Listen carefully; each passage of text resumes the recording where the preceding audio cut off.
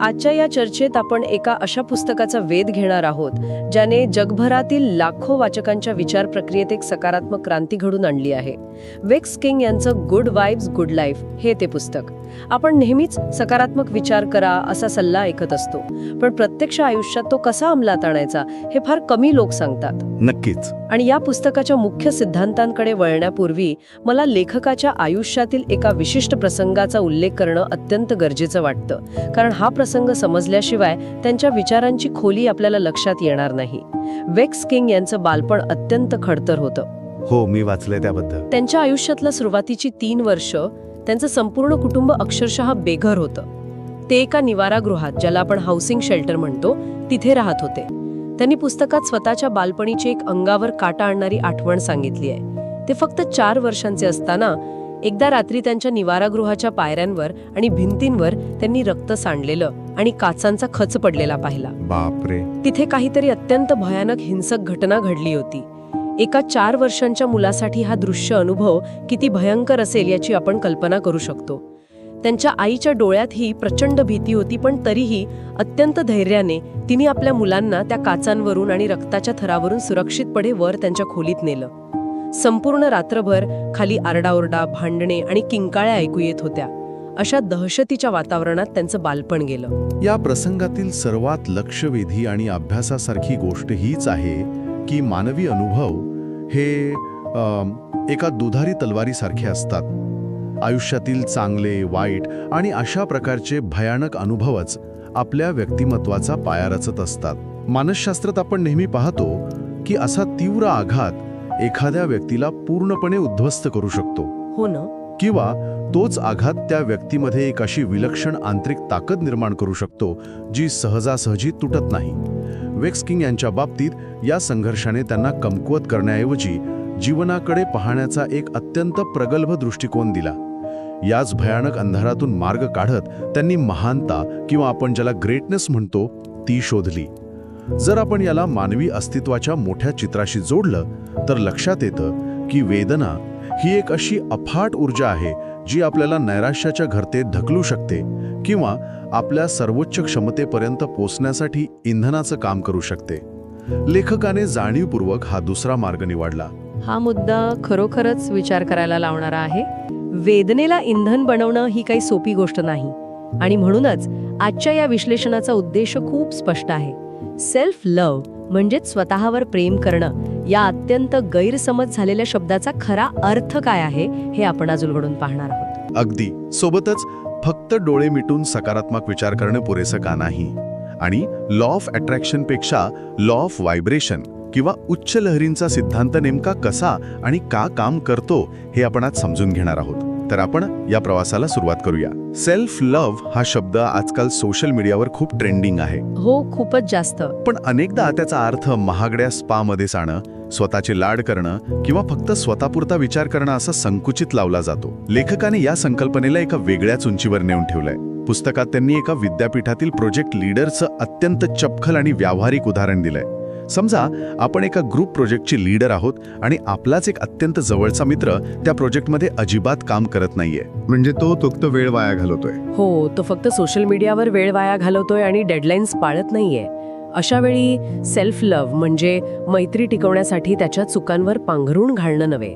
जर तो मित्र वारंवार समज देऊनही ऐकत नसेल तर त्याच्या विरुद्ध कडक कारवाई करणं किंवा थेट कोर्स लीडरकडे त्याची तक्रार करणं हे कसं योग्य आहे हे लेखकाने स्पष्ट केलंय. बऱ्याचदा आपण लोकांच्या नजरेत चांगले दिसण्याच्या नादात स्वतःचं आणि संपूर्ण टीमचं मोठं नुकसान करून घेतो. आणि इथेच खऱ्या अर्थाने भावनिक बुद्धिमत्तेचा कस लागतो. खरा सेल्फ लव्ह म्हणजे 2 अत्यंत महत्त्वाच्या गोष्टींमधील समतोल साधणं. पहिली गोष्ट म्हणजे स्वतःचा जसा आहात तसा सर्व उणीवांसकट स्वीकार करणं, आणि दुसरी त्याहून अधिक महत्त्वाची गोष्ट म्हणजे आपण यापेक्षा अधिक चांगल्या गोष्टींसाठी आणि शांततेसाठी पात्र आहोत हे ओळखून त्यासाठी स्वतःचं रक्षण करणं. बरोबर. या प्रोजेक्टच्या उदाहरणात जर एखाद्याने दुसऱ्यांच्या चुकांवर पांघरून घालून स्वतःचा मानसिक त्रास आणि कामाचा ताण वाढवला तर तो स्वतःवरच अन्याय करत असतो. जर त्या मित्राला पाठीशी घातलं तर संपूर्ण टीमचा ग्रेड खाली येईल आणि एका व्यक्तीला वाचवण्याच्या नादात आपण स्वतःच्याच प्रगतीला मारक ठरतो. म्हणजे स्वतःचं नुकसान करतो आपण. अगदी तसंच. स्वतःवर प्रेम करण्याचा खरा अर्थ असा आहे की आपण स्वतःच्या ऊर्जेचं, वेळेचं आणि मानसिक शांततेचं खंबीरपणे रक्षण केलं पाहिजे. जे लोक आपल्या वेळेचा आणि प्रयत्नांचा आदर करत नाहीत त्यांना त्यांच्या कृतीचे परिणाम भोगू देणं हे देखील स्वतःप्रती दाखवलेलं अत्यंत गरजेचं प्रेमच आहे. पण इथे एक व्यावहारिक प्रश्न निर्माण होतो. अशा प्रकारे कठोर निर्णय घेतल्यास नाती खराब होण्याची किंवा लोकांशी दुरावा निर्माण होण्याची भीती असते. मग हा निर्णय घेताना येणारा अपराधीपणा कसा हाताळायचा? पुस्तकात याबद्दल काही मार्गदर्शन आहे का? हा एक अतिशय रास्त प्रश्न आहे. अपराधीपणाची भावना तेव्हाच येते जेव्हा आपण दुसऱ्यांच्या भावनांची जबाबदारी आपल्या खांद्यावर घेतो. पुस्तकात यावर असा युक्तिवाद केला आहे की निकोप आणि निरोगी नाती नेहमी सीमांचा किंवा आपण ज्याला बाउंड्रीज म्हणतो त्याचा आदर करतात. केवळ इतरांना वाईट वाटू नये म्हणून स्वतःच्या हिताशी तडजोड करणं हे कोणत्याही अर्थाने योग्य नाही. जेव्हा आपण स्वतःच्या सीमा स्पष्ट करतो तेव्हा सुरुवातीला लोकांना त्याचा त्रास होऊ शकतो, पण दीर्घकाळात ते आपला आदर करायला शिकतात. हा दृष्टिकोन नक्कीच एक नवीन प्रकाश टाकतो. आता या पुस्तकातील सर्वांत रंजक आणि बहुचर्चित संकल्पनेकडे वळूया. बऱ्याचदा लोक लॉ ऑफ अट्रॅक्शन किंवा आकर्षणाचा सिद्धांत आणि लॉ ऑफ व्हायब्रेशन यामध्ये गल्लत करतात. लेखकाने स्वतःच्या आयुष्यातील एक किस्सा सांगितला आहे. त्यांनी सुरुवातीच्या काळात द सिक्रेट हे पुस्तक वाचलं. हो, ते खूप प्रसिद्ध पुस्तक आहे. हो ना. आणि सुट्ट्यांमध्ये मित्रांसोबत जाण्यासाठी 500 पाउंड्स कसे मिळवले याचा एक प्रयोग त्यांनी केला. त्यांनी पूर्णपणे सकारात्मक विचार केला, डोळ्यांसमोर ते पैसे आल्याचं चित्र उभं केलं आणि आश्चर्यकारकरित्या त्यांना ते पैसे मिळाले देखील. पण कालांतराने त्यांच्या लक्षात आलं की केवळ वरवरचे सकारात्मक विचार करणं नेहमीच आणि प्रत्येक परिस्थितीत पुरेसं नसतं. यामागे काहीतरी अधिक सखोल यंत्रणा काम करत असली पाहिजे. अगदी बरोबर. आणि हीच ती वेळ आहे जिथे आपल्याला यामागील थोडं विज्ञान आणि तत्वज्ञान खोलात जाऊन समजून घेणं गरजेचं आहे. लेखकाने नेपोलियन हिल यांच्या थिंक अँड ग्रो रिच या जगप्रसिद्ध पुस्तकाचा संदर्भ देऊन लॉ ऑफ व्हायब्रेशन्स अतिशय उत्तम प्रकारे समजावून सांगितलंय. म्हणजे भौतिकशास्त्राच्या दृष्टिकोनातून. हो, भौतिकशास्त्रानुसार विश्वातील प्रत्येक गोष्ट, अगदी कठीण वाटणारे दगड आणि लोखंड सुद्धा अतिसूक्ष्म स्तरावर सतत कंपन पावत असते. प्रत्येक गोष्टीची एक विशिष्ट फ्रिक्वेन्सी किंवा लहरी असतात. पुस्तकात या संदर्भात डॉक्टर हॅन्स जेनी यांच्या सिमॅन्टिक्स या प्रयोगाचं अत्यंत रंजक आणि डोळे उघडणारं उदाहरण दिलंय. तो वाळूचा प्रयोग ना, मी वाचलाय त्याबद्दल. हो, तोच. या प्रयोगामध्ये एका धातूच्या प्लेटवर साधी वाळू पसरवली जाते आणि त्या प्लेटला खालून वेगवेगळ्या आवाजाच्या लहरी किंवा साऊंड फ्रिक्वेन्सीज दिल्या जातात.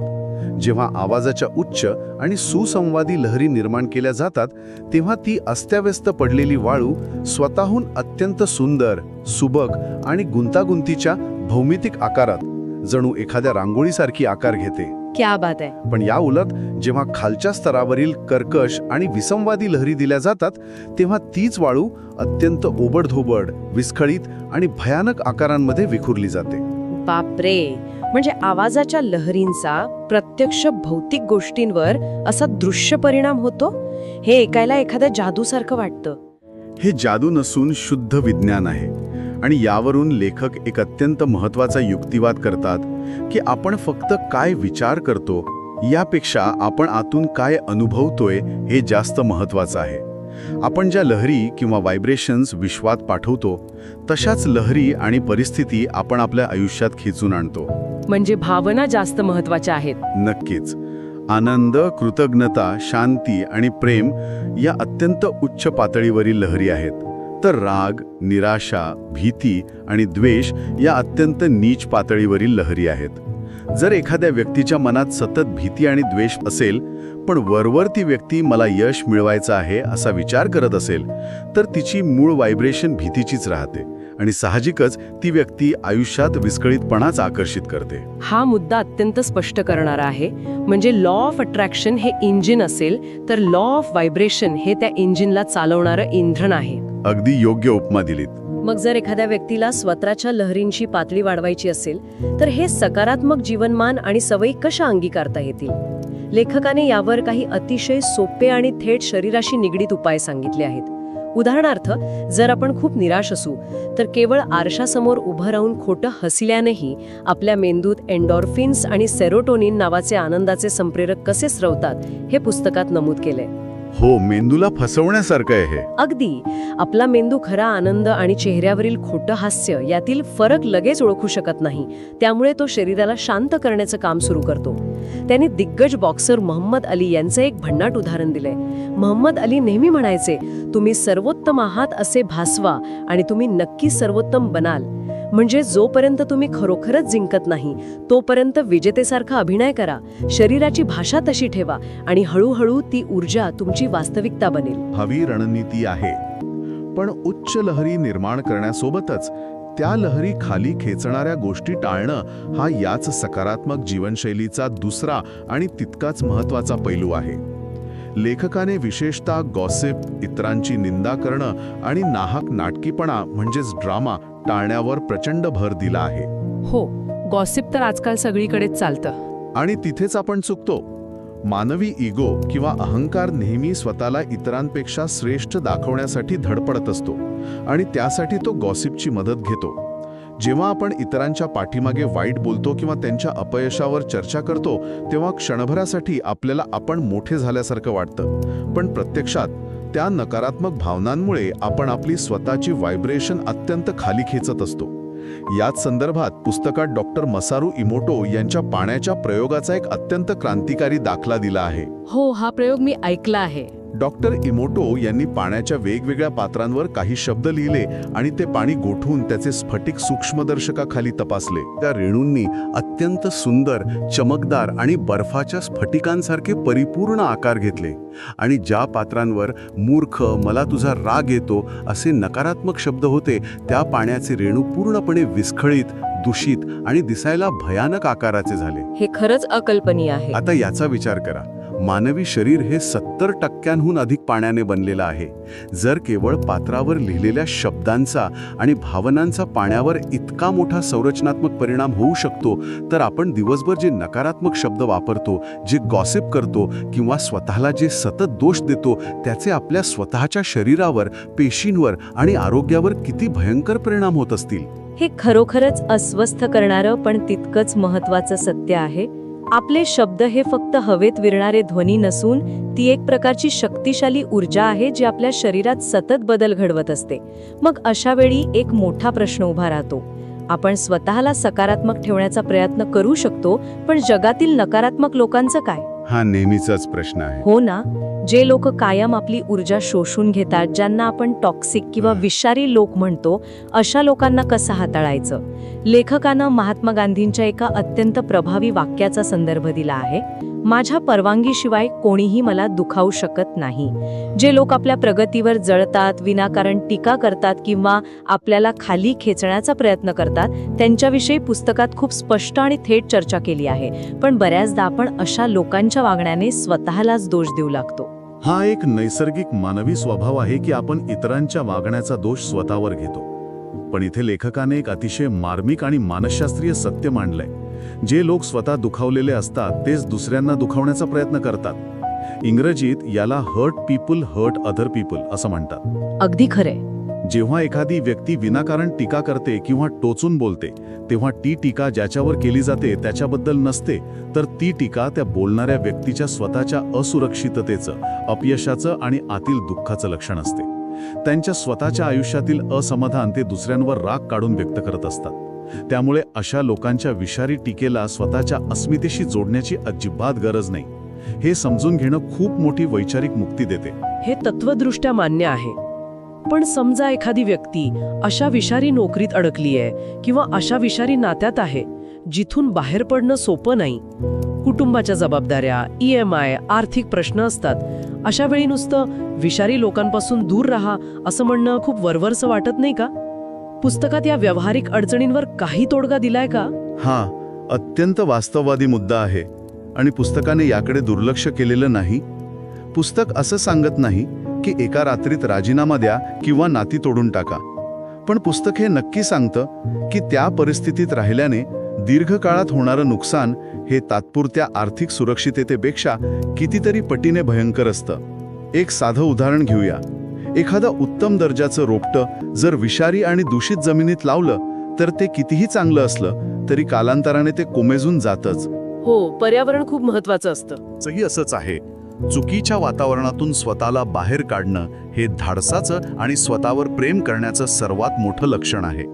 यासाठी कदाचित 6 महिने किंवा 1 वर्ष आधीपासून नियोजन करावं लागेल, आर्थिक तडजोडी कराव्या लागतील. पण तिथून बाहेर पडण्याचा निर्णय घेणं हेच उच्च लहरींकडे टाकलेलं पहिलं पाऊल असतं. हा दृष्टिकोन खऱ्या अर्थाने व्यावहारिक आणि आशादायी आहे.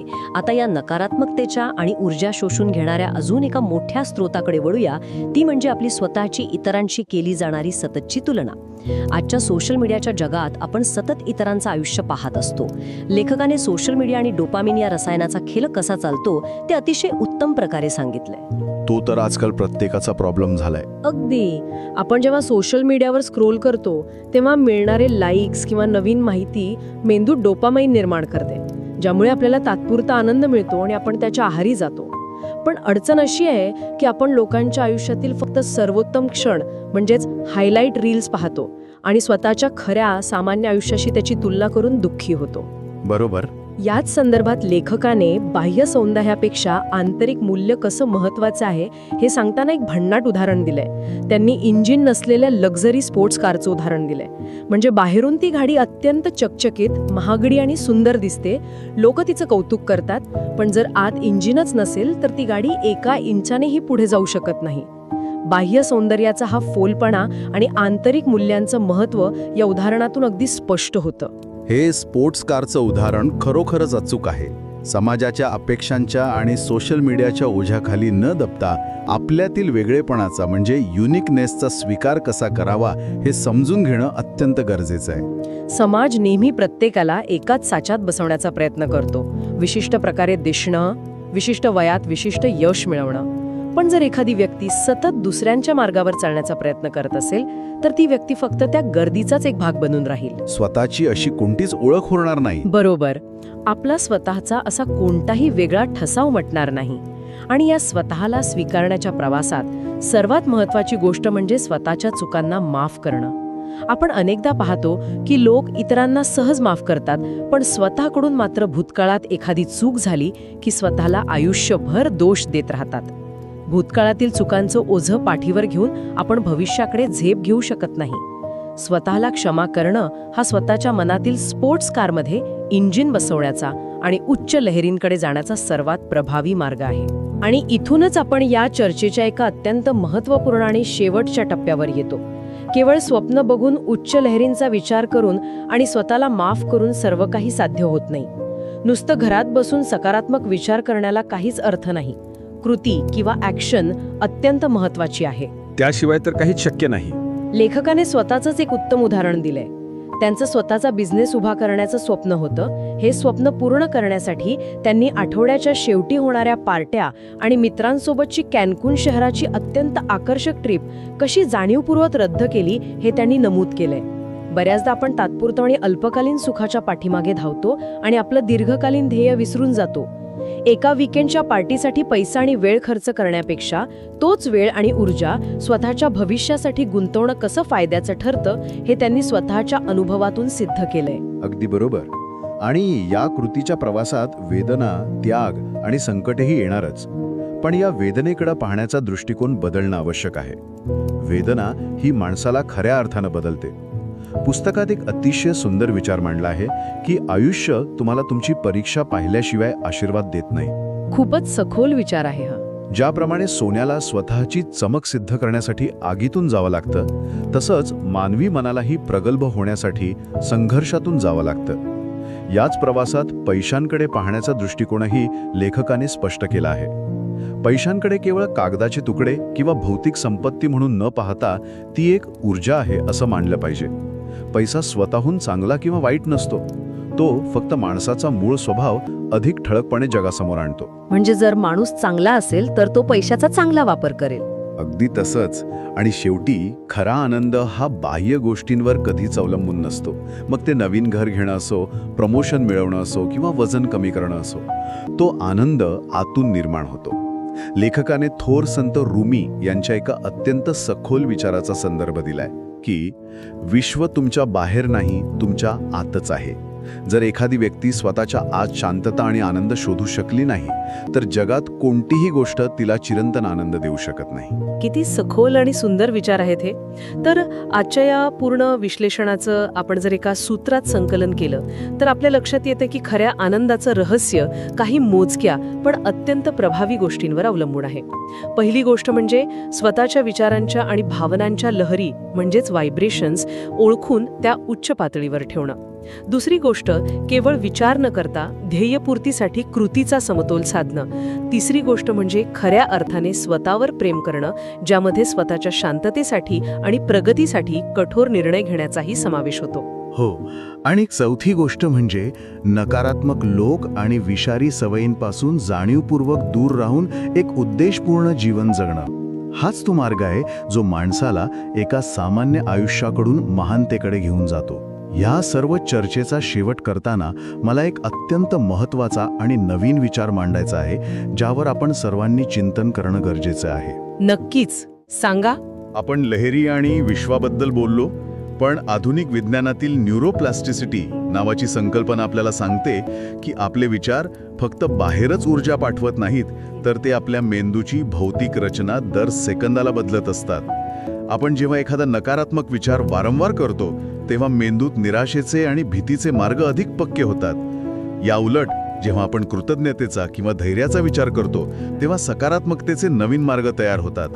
म्हणजेच आपले विचार हे केवळ हवेत विरणारे तरंग नाहीत, तर ते उद्याच्या आपल्या शारीरिक आणि मानसिक अस्तित्वाचा नकाशा आहेत. जर आज एखाद्याने आपल्या मेंदूचा आणि विचारांचा नकाशा पाहिला तर तिथे भीतीचं साम्राज्य दिसेल की असीम शक्यतांचे मार्ग.